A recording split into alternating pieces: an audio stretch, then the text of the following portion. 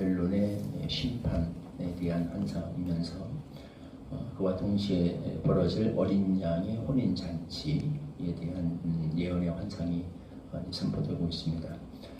그래서 이것은 바벨론 음녀에게는 큰 재앙과 심판의 날이 될 것이지만 어린 양의 혼인 잔치의 청함을 받은 사도들과 선지자들과 참 믿음의 길을 걸었던 성도들, 모든 성도들에게는 정말 큰 기쁨과 즐거움과 환호의 날, 찬양의 날이 될 것을 말씀하고 있습니다. 그러면서 그들에게 이런 말이 선포되죠. 어린 양의 혼인 잔치에 청함을 받은 너희들은 복이 있도다. 그래서 누가 정말 최후의 웃는 자가 될 것인지, 누가 정말 마지막에 기뻐 뛰노는 자가 될 것인지, 누가 정말 진짜로 축복받은 삶을 살았던 그런 인생이었는지가 이때 비로소 명확하게 드러나게 될 거다라는 그런 말씀을 하고 있죠.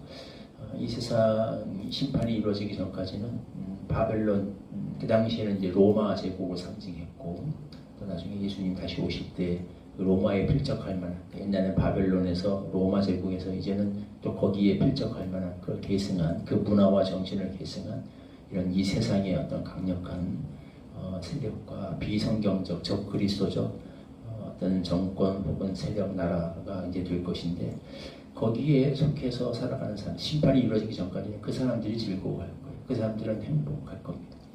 그들이 자기들이야말로 정말 축복받은, 복받은 인생이다, 운 좋은 삶이다 라고 이렇게 즐기며 살아가게 될 겁니다. 그런 세상 속에서 말세가 될수록 정말 믿음의 길을 가려고 하는 자들은 참 힘들고, 때로 눈물을 흘리고 핍박도 받고 고난도 겪고 참 쉽지 않은 삶을 살게 될 것이, 이게 말세의 특징인 것이 이제 계속 반복 예언되고 있죠. 최후의 심판의 때가 될 때 마지막에 가서 누가 진짜 웃게 될 것인지, 누가 찬송하고 누가 기뻐하며 누가 노래를 부르며 마지막에 누가 축복받은 자로 드러나게 될 것인지를 명확하게 보여주고 있죠. 이게 우리 성도들의 희망인 거죠. 그러면 정말 최후에 웃게 될 자, 최후의 그 축복을 받은 자, 어린 양의 혼인잔치에 청함을 받은 이 사람들의 특징이 무엇인가? 자, 이것은 우리가 최후에 이렇게 되려면 그게 갑자기 어느 날 마지막 예수님 재림의 그 순간에 그냥 전혀 없던 것들이 이렇게 생기는 게 아닙니다. 그때 어떤 것을 기뻐하고 즐거워할 자들은 지금도 그런 것을 사모하며 살아가게 되어 있어요.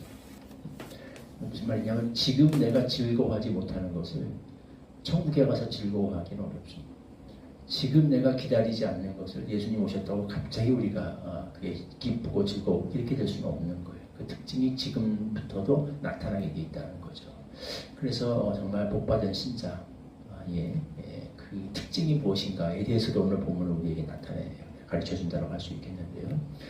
첫째 뭐냐, 특별히 오늘 이제 즐거움과 찬양을 통해서 보여주고 있죠.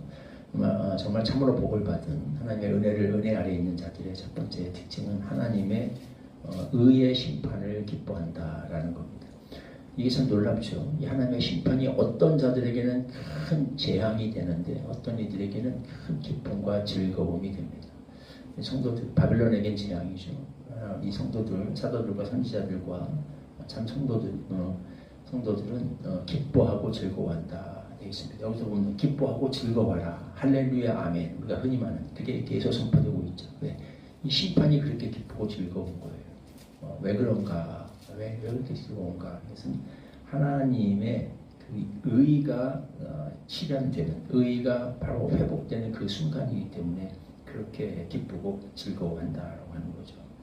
이것은 뭐냐면 그동안 간절히 이 의에 대한 사모함이 있었기 때문에 이게 가능한 거죠. 바벨론의 지배 아래에 있는 사람들은 슬퍼요. 왜? 그동안 그 불의한 세상 안에서 불의한 자들은 참 행복했거든요. 불의한 세상에서는 권모술수가 뛰어난 자들이, 그런 자들에게는 참 살기 좋은 세상이 행복한 거예요. 모든 걸 다 누리며 살았죠. 그러나 의를 사모하는 자들에게 이 불의한 세상은 고통과 슬픔과 아픔과 분노와 어떤 한이었죠. 그래서 그런 자들에게 있어서 이 심판은 정말 기쁘고 즐거운 순간입니다. 항상 그걸 바라보며 살아가게 되어 있어요. 왜? 이 하나님의 의가 실현이 되어서 하나님의 공의로운 재판장이신 하나님의 의가 온전히 실현이 되어서 의인이 마땅히 상급을 받고 보상을 받고 악인들이 그 대가를 치르는 거, 이게 모든 것이 정의롭게 회복되는 거, 이게 의를 사모하고 의에 줄인 자들의 특징이죠. 그래서 그들은 애통합니다. 이제 애통하면서 살던 자들에게 이것은 큰 기쁨과 즐거움과 행복의 순간이 될 것이죠. 하나님의 은혜 아래 있는 자의 특징이 그겁니다. 불의한 세상 때문에 슬퍼하고 의가 실현되는 것을 볼 때 기뻐하고 즐거워하는 것. 이것이 복받은 자들, 하나님의 은혜 아래 있는 자들의 삶의 특징이다.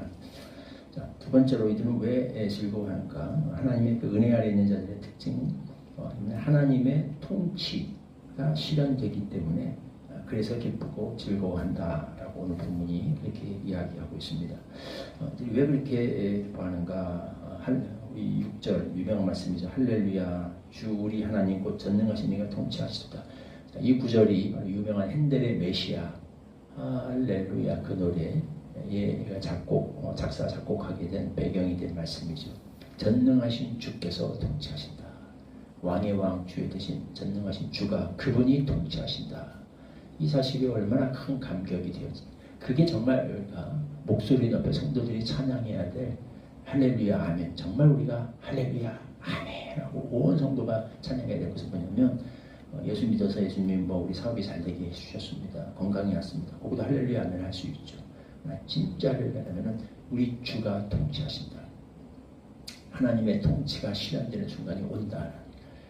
이 세상에 온 세상에 지금은 곳에 하나님이 일시적으로 허락하셨어요. 불의한 자들이 통치하고 불의한 이들이 득세하고 하나님이 기뻐하지 않는 일들이 막 땅에 벌어지고 있고 그게 일시적 이 세상의 현상이죠. 그래서 우리는 슬프고 특별히 하나님의 은혜 아래 있는 자들, 복받은 자들은 그런 것을 볼 때 마음에 고통이 일어납니다. 은혜 아래 있지 않는 자들은 상관없어요. 내 뜻이 이루어지는 게 기쁨입니다. 내 욕망이 실현되면 기쁘고 즐거운 거예요. 거기서 할렐루야 아멘이 나오겠죠. 좀 비꼬 자면. 이제 정말 하나님의 은혜 아래 있는 자의 특징은 하나님의 뜻이 이루어지는 것, 주의 통치가 실현되는 것을 보는 것이 정말 기쁨이고 즐거움이고 찬양의 제목입니다. 마지막에 그것이 온전히 실현되기 때문에 그날에 정말 목소리 높여서 힘을 다해 부르짖어서 할렐루야 아멘을 외치게 될 겁니다. 하나님의 통치, 하나님이 진짜 통치자이신 것이 드러났고 그분의 뜻이 온전히 이제 실현되는구나. 말씀드린 것처럼 그걸 사모하는 자들은 지금 그걸 사모합니다.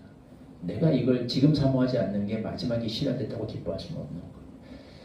그래서 하나님의 은혜 아래에 있는 복받은 자들의 특징은 하나님의 뜻이, 하나님의 통치가 내 안에 나를 통해 이 세상에 실현되는 것, 그것이 찬양과 기쁨과 감사의 제목이고 그걸 볼 때 우리 입에서 할렐루야 아멘 소리가 나오게 된다는 거죠. 마지막 세 번째로 이 복받은 자들의 특징이 뭐냐, 어린 양의 혼인 잔치에 이제 청함을 받게 되는데 근데 그의 특징이 이들에게는 옷을 입은 것이 허락되었어요. 예복이죠. 세마포라고 되어 있는데 예수님의 비유 가운데 혼인잔치 비유에 보면 그 예복이죠. 그래서 다 청함을 받았는데 요새 예복을 입지 않고 들어온 자들은 쫓겨납니다. 예복을 입은 자들만 혼인잔치에 들어가게 되어 있어요. 우리 예수님의 형태자의 혼인잔치 비유에 보면 그게 암시되어 있습니다. 그래서 그 예복이 뭐냐, 이 성도들의 옳은 행실이다. 그렇죠? 그래서 이게 하나님의 은혜 아래에 있는 자. 이게 뭐냐면 이거는 주어졌다 그랬어요. 옷을 입도록 허락하셨다. 그러니까 이것도 하나님이 은혜로 주시는 거다라는 게 암시되어 있는 거죠. 하나님의 은혜 아래 있는 자들의 특징은 반드시 옳은 행실로 나타나게 되어 있습니다. 신앙과 삶이 따로 갈 수는 없어요. 우리가 물론 연약하고 부족하고 완벽하지 않기 때문에 우리가 다 그대로 살 수 없어서 따로 넘어지고 죄도 짓고 또 반복해서 똑같은 죄를 짓기도 하고 그것 때문에 또 우리가 괴로워하고 또 하나님의 용서를 빌고 나가고 이런 것이 계속 반복될 수 있겠습니다만 우리의 몸이 신령한 몸으로 변할 때까지 끊임없이 그렇게 될 수 있겠습니다만 기본적으로 우리의 하나님의 은혜와 은혜 아래에 있어서 믿음을 가진 자들은 옳은 행실을 사모하고 그걸 몸부림치게 되어 있죠. 시간이 지날수록 옳은 행실이 반드시 의의 열매가, 신앙의 열매가 나타나게 되어 있습니다. 이것이 우리가 갖춰야 입어야 될 예복이다라고 하는 겁니다.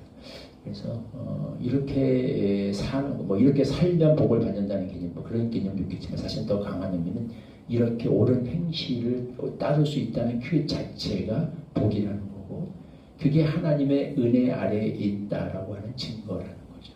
그러니까 하나님이 허락하셔야, 그 옷을 입도록 허락하셔야, 이제 은혜를 주셔야 입을 수 있는 옷이기 때문에. 그래서 우리는 복 받기 위해서 옳게 살려고 몸부림치는 게 아니라 올바르게 살 수 있는 것 자체가 이게 하나님의 은혜라는 겁니다.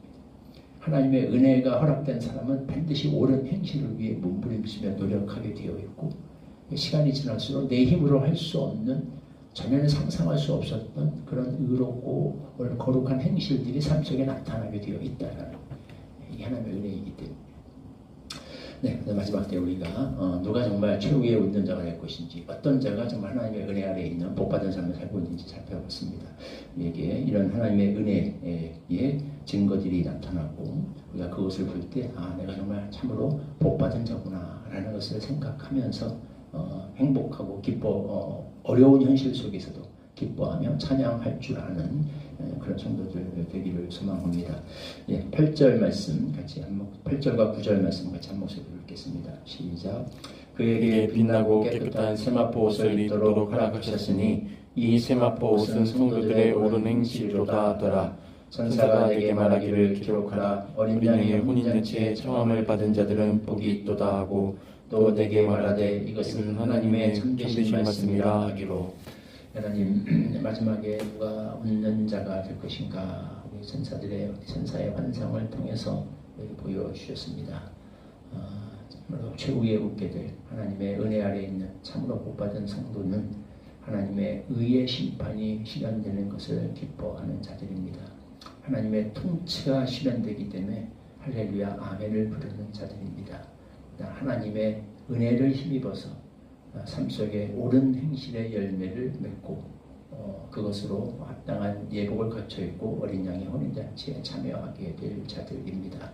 하나님, 참된 복, 은혜의 증거가 우리 삶 속에서 어떻게 나타나는가를 잘 알고 이것을 보고 그 안에서 기뻐하며 즐거워하며 이것으로 우리의 할렐루야 아멘 찬양의 찬송의 기쁨의 제목을 삼을 줄 아는 그런 성도들로 우리 살아가게 하여 주옵소서.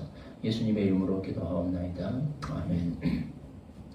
516장 찬송가 1절 부르시고 주님 가르쳐 주신 기도하겠습니다.